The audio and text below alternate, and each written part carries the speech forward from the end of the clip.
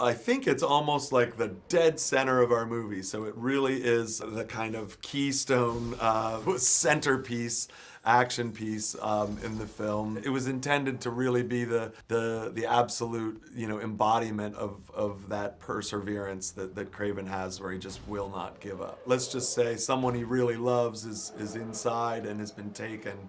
And then there also is he feels a little bit responsible for why he's been taken. So I think you're seeing him at his most emotional and his most fierce. It's a funny little detail, but he's supposed to be barefoot, which when you see the film, you'll see why. There's sort of a funny little turn of events that lead him to be barefoot. This scene that you're looking at is 100% practical. Now there's visual effects are used to remove safety equipment. So of course, we've got the actor is attached to the car and is attached to, so there was never anyone's sort of life that was at risk while doing these stunts.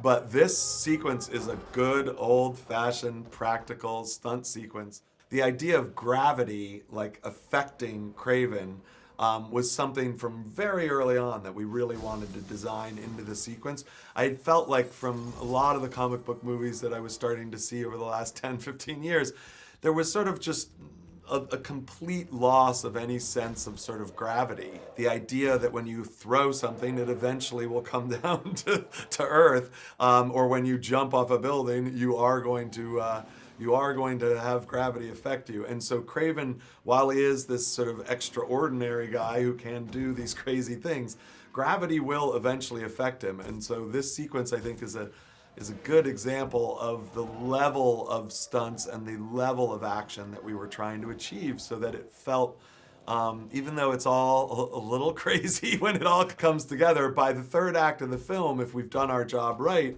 even though some of it is sort of unbelievable in a weird way, you will believe it and you will just be with us on the ride. And so, the more practical a stunt can be, I think the closer that keeps you. I think we planned this probably for, 2 or 3 months, and then over 3 weekends, you basically show up, so that there's not a lot of businesses and everything open, and we shot it all in the old city of London. Anyone from London, when they see that sequence, will certainly see a lot of landmarks that they recognize. And, to be a young filmmaker and dream of maybe getting to do this someday, and then be getting to do car crashes and have 35 different vehicles all swerving as your hero is dangling from the roof of a car. That action adventure kind of filmmaker and film fan of me, it was a pretty amazing experience, and the stunt team just